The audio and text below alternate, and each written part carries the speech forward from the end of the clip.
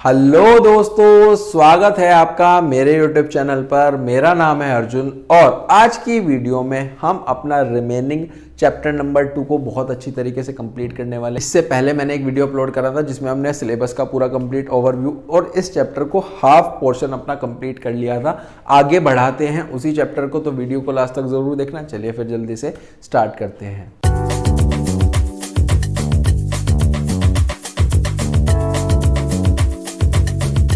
देखो, नेक्स्ट चीज हमारे पास जो नेक्स्ट टर्म आ जाती है वो आ जाती है कैपिटल रिसिप्ट और revenue receipt. Capital receipt basically कौन से रिसिप्ट होती है? एक हमारे पास होती है रेकरिंग, एक होती है नॉन रेकरिंग। रेकरिंग का मतलब होता है रेगुलर बेसिस वाली, नॉन रेकरिंग का मतलब होता है जो रेगुलर बेसिस पे नहीं है। अब जो कैपिटल है वो हमारे पास नॉन रेकरिंग होती है और जो रेवेन्यू होती है वो रेकरिंग होती है। कैपिटल का मतलब समझते हैं, कैपिटल में वो सब चीज़ें हैं जो कि नॉन रेकरिंग हैं, यानी कि डेली बेसिस पे नहीं होती हैं। अब ऐसे क्या रिसिप्ट्स हो सकते हैं, ऐसे क्या तरीके हो सकते हैं जिनके पास हमारे पास, जिन तरीकों से हमारे पास पैसा आएगा और वे रेगुलर तरीके भी नहीं है। जैसे अगर हमने कोई भी एसेट बेचा, तो एसेट तो बिजनेस का बार बार नहीं बेचेंगे। कोई भी बोरोइंग करी और वो हमारी बैलेंस शीट को इफेक्ट करती है। कहाँ पर जाती है वो सब चीज़ें? बैलेंस शीट में जाती है। तो 3 पॉइंट है इसके अंदर कि सबसे पहली चीज़ तो नॉन रेकरिंग है। दूसरी चीज़ ये है कि इसमें क्या क्या आएगा, इसमें हम कोई भी एसेट बेचेंगे या बोरोइंग करेंगे वो इसके अंदर आ जाएगा। थर्ड थिंग इसके अंदर क्या आ जाती है? थर्ड थिंग है कि बैलेंस शीट में जाती है। अब हम बात करते हैं रेकरिंग के बारे में, यानी कि अपने रिवेन्यू रिसिप्ट्स के बारे में। रेकरिंग का मतलब क्या होता है कि वो सब तरीके जिनसे हम पैसा कमा सकते हैं, यानी कि नॉर्मल बिजनेस ऑपरेशंस से जो डेली बेसिस की चीज़ें होती हैं, जैसे कि हमारी सेल्स हो गई। और ये सब चीज़ें कहाँ पर जाती हैं? जाती है हमारे पास ट्रेडिंग और पीएल अकाउंट में। ठीक है, ये चीज़ इसके अंदर आ जाती है। फिर है सर एक्सपेंडिचर। तो देखो इसके अंदर आ जाता है जब भी हम पेमेंट करते हैं। क्या करते हैं सर? एक्सपेंडिचर का मतलब होता है पेमेंट करते हैं for the receipt of a benefit. Receipt of a benefit के लिए किस किस चीज से आप कर सकते हो? या तो आप हमारे पास यहाँ पर ट्रांसफर करोगे अपनी प्रॉपर्टी का, या फिर कोई भी लायबिलिटी का इनकर कर दोगे। किस पर्पज से? एसेट को खरीदने के लिए। जब हम कोई भी एसेट खरीदेंगे तो बेसिकली हमारा खर्चा होगा या नहीं होगा? या फिर गुड्स और सर्विसेज के लिए, वही क्या कहलाता है? एक्सपेंडिचर। अब एक्सपेंडिचर भी 3 तरीके के होते हैं। सबसे पहले कैपिटल एक्सपेंडिचर, फिर रेवेन्यू एक्सपेंडिचर, फिर डेफर्ड रेवेन्यू एक्सपेंडिचर। देखो, कैपिटल एक्सपेंडिचर हमारे पास वो एक्सपेंडिचर हो जाता है जो नॉन रेकरिंग है, मतलब कभी कभार होने वाला खर्चा। जैसे कि अगर आपने यहाँ पर कोई एसेट खरीदना है या फिर कोई बिल्डिंग, प्लांट एंड मशीनरी, ये सब चीजें हमें खरीदनी है। अब रोज रोज तो नहीं खरीदेंगे ना, कभी कभार खरीदेंगे, वो उसके अंदर आ जाता है। फिर आ जाता है रेवेन्यू एक्सपेंडिचर के वो खर्चे जो आप डेली बेसिस पे, यानी कि नॉर्मल बिजनेस ऑपरेशंस के हमारे पास खर्चे होते हैं। वो क्या खर्चे होते हैं? जैसे कि हमारे पास सैलरी देनी है, हमें बिजली का बिल यानी इलेक्ट्रिसिटी चार्जेस देने हैं, रेंट देने हैं, ये सब हमारे पास डेली बेसिस वाली चीज होगी, वो इसके अंदर आ जाते हैं। फिर है डेफर्ड रेवेन्यू एक्सपेंडिचर। कुछ ऐसे खर्चे होते हैं, बेसिकली अभी तक हमने 2 तरीके के खर्चे पढ़े, या तो वो हमें लॉन्ग टर्म बेनिफिट देंगे या फिर हम उसको डेली बेसिस पे करेंगे, है ना। अब क्या सर कोई ऐसा खर्चा भी है जो रिवेन्यू नेचर का, मतलब बार बार हो रहा हो और उसका बेनिफिट लॉन्ग टर्म तक मिले? क्या कोई ऐसा खर्चा है आपके माइंड में? सोचो जरा ध्यान से। क्या कोई ऐसा खर्चा है हमारे पास बिजनेस का जो हमें बेसिकली यहाँ पर रिवेन्यू नेचर का भी हो और लॉन्ग टर्म बेनिफिट भी दे? बिल्कुल हो सकता है। एडवर्टीजमेंट हमारे पास यहाँ पर हो जाता है। देखो क्या लिखा है, एडवर्टीजमेंट। डेफर्ड रेवेन्यू एक्सपेंडिचर का मतलब होता है एडवर्टीजमेंट सस्पेंस अकाउंट।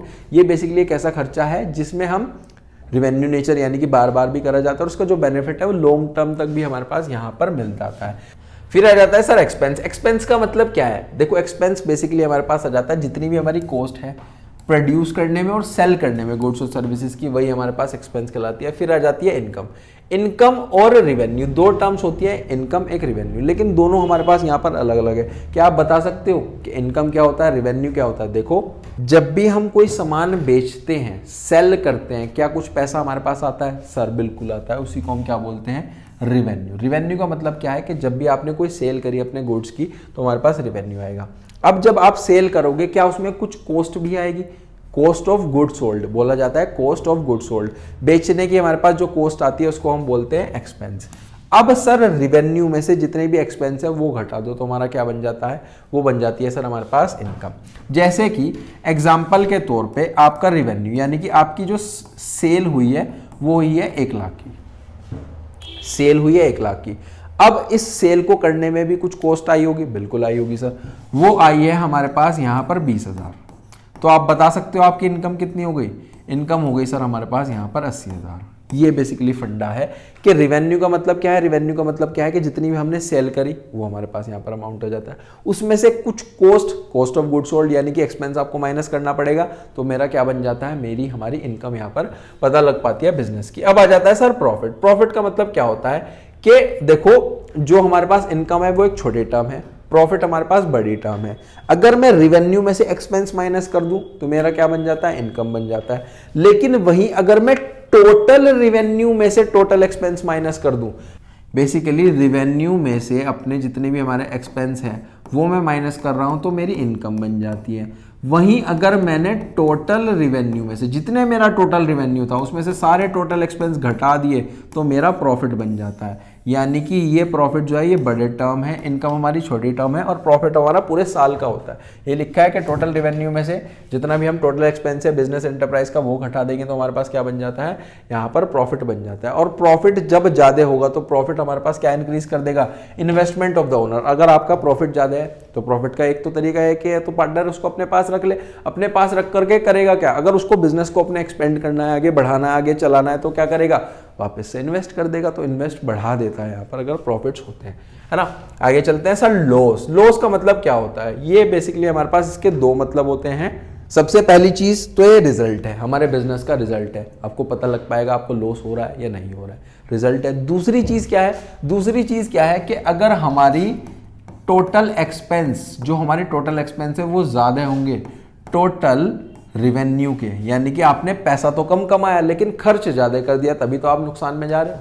ये इसके अंदर आ जाता है कि अगर एक फर्म जो है हमारे पास सिर्फ अर्निंग करी उसने 50,000 की, एक्सपेंस हो गए सर उसके 70,000 की, तो बता सकते हो लॉस कितना, ये इसके अंदर आ जाता है। फिर है गेन। गेन का मतलब क्या होता है, कोई भी ऐसा मॉनेटरी बेनिफिट या फिर कोई भी हमारा ऐसा एडवांटेज जो कि हमारा नॉर्मल बिजनेस ऑपरेशंस का पार्ट नहीं होता है, वो हमारे पास गेन कहलाता है। जैसे इंसिडेंटल कुछ भी आपके पास हो गया, आपने सेल ऑफ फिक्स एसेट कर लिया, या फिर आपने यहाँ पर कोई भी कोर्ट केस जीत लिया, एप्रिसिएशन मिल गया आपके वैल्यू ऑफ एसेट में। अगर आपकी कोई भी एसेट थी वो नॉर्मल, अगर हम उसको बेचते तो नॉर्मल पार्ट हो जाता, लेकिन वहीं अगर मैं उसको एकदम से उसमें एप्रिसिएशन आ जाए, मैं एकदम से बोल दूं तो सडन मेरा गेन है या नहीं है, वो हमारे पास आ जाता है। फिर है सर परचेज। परचेज का मतलब होता है सर खरीदना। देखो अगर आपका बिजनेस इस तरीके से है, रीसेल वाला बिजनेस है, तो आपने पीछे से सामान खरीदा, उसमें कोई वैल्यू एडिशन नहीं करी, एज इट इज उसको आगे बेच दिया। लेकिन अगर आप एक मैन्युफैक्चरिंग यूनिट हो तो आप बेसिकली अपने गुड्स को क्या करोगे, अपने गुड्स को यहाँ पर आप एज अ रॉ मटेरियल लेकर के आओगे और उसमें कुछ वैल्यू एडिशन करोगे, कुछ उसमें प्रोडक्शन करोगे, तब उसको आगे बेचोगे। तो ये हमारे पास आ जाता है परचेज के अंदर। ठीक है, नॉर्मल हमारे पास जिसमें बिजनेस डील करता है गुड्स में, वो हमारे पास यहाँ पर परचेज कहलाती है। और जो भी हमारा यहाँ पर मैन्युफैक्चरिंग कंसर्न है, वो जो अपने गुड्स खरीद करके लेकर आएगा उसमें कुछ कन्वर्ट करेगा ताकि वो रॉ मटेरियल से फाइनल प्रोडक्ट में बन पाए। और जब भी हम कोई सामान खरीदने जाते हैं, या तो हम उसको कैश में, पूरा का पूरा हमने कैश में खरीद लिया, या फिर हम उसको क्रेडिट में खरीदते हैं, या तो उधार में खरीदेंगे या क्रेडिट में हमारे पास खरीदेंगे, या फिर कैश में खरीदेंगे। फिर उसके बाद आ जाता है सेल। सेल का मतलब होता है सामान बेचना। जब भी हम कोई सामान बेचते हैं उसको दो तरीके से बेच सकते हैं, तो कंप्लीट हमने पूरा का पूरा कैश में बेच दिया, हमारा पेमेंट जो है कैश में आ गया। अगर हमारे पास उधार में है, आप कोई भी सामान खरीदने गए, हमारे पास जो बिजनेसमैन था, उस बिजनेसमैन ने आपको 1 लाख रुपए का सामान बेचा, यानी कि आपने 1 लाख का सामान खरीदा, अब आपने 50,000 ही उसको दिए, तो उसको 50,000 ही कैश मिले ना, तो कैश ट्रांजैक्शन हमारी 50,000 की है। बची हुई जो उधार की ट्रांजैक्शन है वो हमारे पास क्रेडिट की 50,000 की है। ये इसके अंदर आ जाता है। इसका मतलब है कि ट्रांसफर कर देते हैं हम ओनरशिप की गुड्स और सर्विसेज की। पहले हमारे पास ओनर कोई और था, अब जो उस ओनरशिप है उसका हमने ट्रांसफर कर दिया, किससे, बेसिकली कस्टमर को। एक प्राइस में, कस्टमर ने बदले में उसको प्राइस भी दिया होगा। जैसे ये हमारे पास बिजनेसमैन है, ये बिजनेसमैन है, ओहो क्या हो गया, जैसे कि ये हमारे पास एक बिजनेसमैन है, इसके पास कुछ सामान था, गुड्स थे, गुड्स और सर्विसेज थे, इसके पास है गुड्स और सर्विसेज। अब इसने अपने इन गुड्स और सर्विसेज की जो ओनरशिप है वो किसको दे दी, कस्टमर को ट्रांसफर कर दी। बदले में कस्टमर ने इसको क्या दिया होगा, बदले में कस्टमर ने इसको कुछ प्राइस दिया होगा, तभी तो इसने ट्रांसफर करी।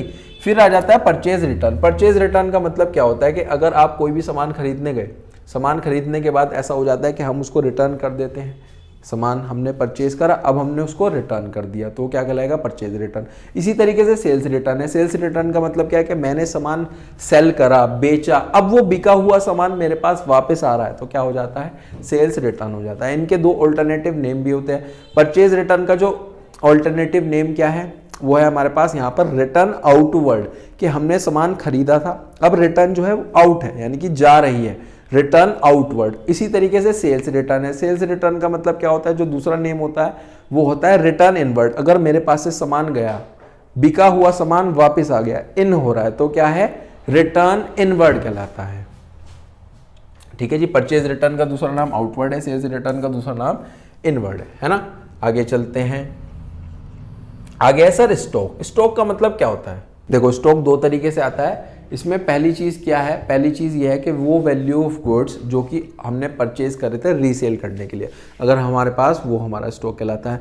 एक हो जाता है सोल्ड, जो कि बिका ही नहीं है, वो ही हमारे पास क्या कहलाता है, स्टॉक कहलाता है। अब ये दो तरीके का होगा, एक तो ओपनिंग स्टॉक, एक क्लोजिंग स्टॉक, जो हमारे पास यहाँ पर साल के स्टार्टिंग में होता है। कहां पर होता है सर, साल के स्टार्टिंग में हमारे पास होता है, उसको हम बोलते हैं ओपनिंग स्टॉक। जो साल के एंड में है वो क्लोजिंग स्टॉक। जैसे कि हमारा जो ईयर है वो यहाँ पर स्टार्ट हुआ, और यहाँ पर जो हमारा ईयर है बेटा, वो अभी तक हम समझते थे कि हमारा जो ईयर है वो 1 जनवरी को स्टार्ट हुआ सर, और हमारे पास यहाँ पर 31 दिसंबर को खत्म हो जाएगा। यही अभी तक आपको नॉर्मल चीज़ें पढ़ाई गई थी, लेकिन अब आप एज अ कॉमर्स स्टूडेंट ये चीज़ को भूल जाओ, ये हमारा साल नहीं है बेटा।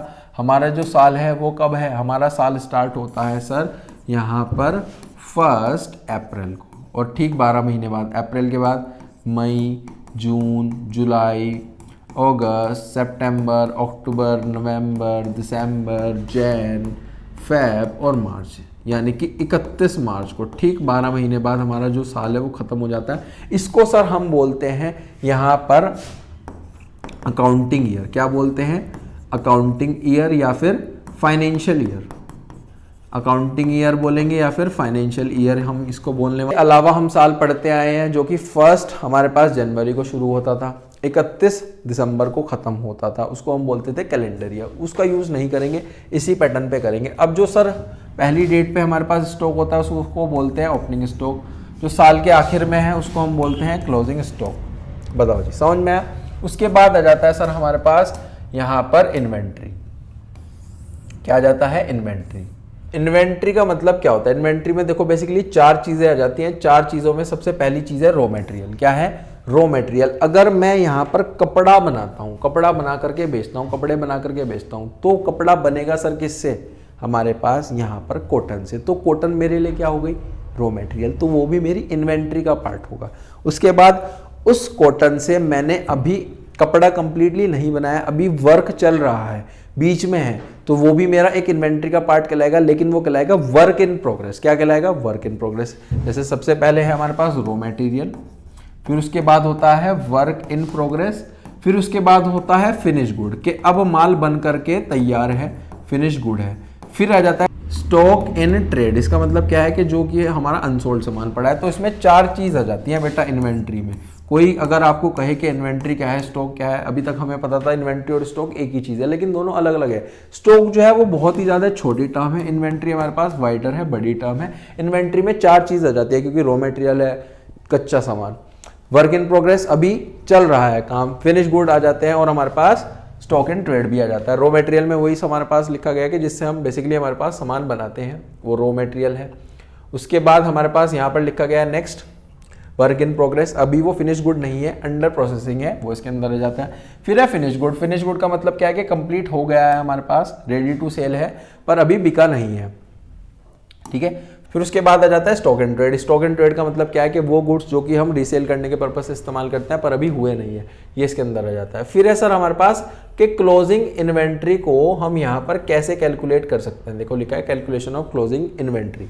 देखो इसको निकालने के लिए बेसिकली जो बेस्ट फंडा है वो क्या है कि जितनी भी हमारे पास एक लिस्ट बनानी होगी, कंप्लीट लिस्ट बनानी होगी, कि हमारे पास यहाँ पर कंप्लीट लिस्ट बनानी है कि कितना आपका सामान गोडाउन में है एक साथ, और उसको क्वांटिटी से देखो कि हमारे पास किस तरीके की क्वांटिटी से है, उस तरीके से प्रिपेयर करा जाएगा तो हमारे पास पता लग जाएगा। फिर आ जाता है sir trade receivable. Trade receivable का मतलब क्या होता है, वो अमाउंट जो कि हमें फ्यूचर में रिसीव होगा जब हमने सेल करा है सामान, नॉर्मल कोर्स ऑफ हमारे पास यहाँ पर बिजनेस में सेल करा है कोई भी गुड्स, तो फ्यूचर में हमें वो अमाउंट रिसीव होगा, वो हमारा ट्रेड रिसीवेबल है।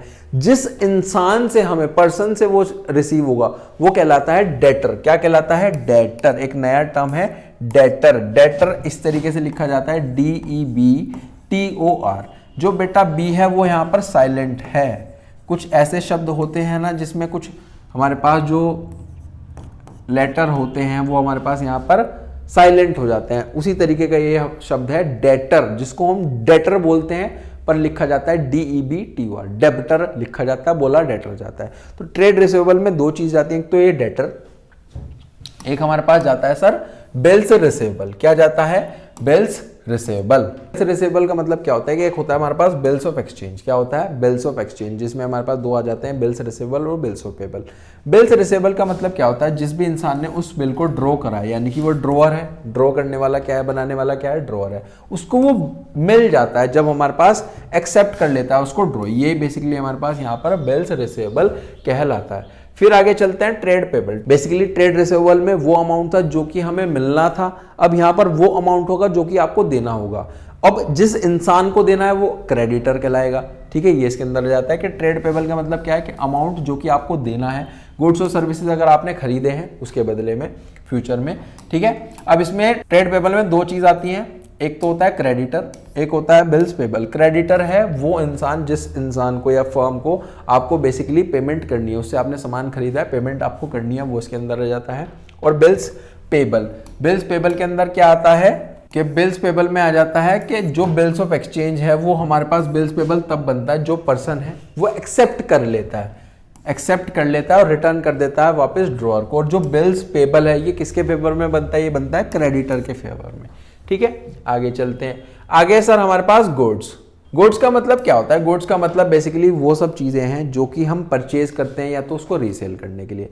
लेट सपोज अगर मैं एक फर्नीचर वाला हूँ, फर्नीचर बेचता हूँ, तो जितनी भी टेबल, चेयर या लकड़ी का सामान है वो मेरे लिए क्या है, वो मेरे लिए मेरे गुड्स हैं। अगर मैं बेसिकली गाड़ियों में डील करता हूँ, मेरी गाड़ियों का शोरूम है, तो वो सब गाड़ी मेरे लिए क्या है, मेरे गुड्स है। अगर मेरे कपड़े की दुकान है तो कपड़े मेरे लिए क्या है, गुड्स हैं। क्यों, क्योंकि मैं उन्हें खरीद करके लेकर के आया हूँ, परचेज करके लेकर के आया हूँ, ताकि मैं उसको किसी और को रीसेल कर सकूं।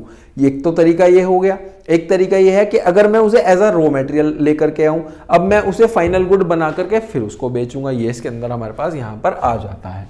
ठीक है जी, आगे चलते हैं। आगे है सर कोस्ट। कोस्ट का मतलब क्या होता है, कोस्ट का मतलब होता है वो अमाउंट, वो कीमत जो कि आप देते हो कोई भी सामान खरीदते हुए, कोई भी गुड्स और सर्विस खरीद रहे हो, उसके एक्सचेंज में बदले में क्या दे देते हो, कुछ पैसा देते हो, कुछ कॉस्ट देते हो, वही हमारे पास क्या कहलाती है, कॉस्ट कहलाती है।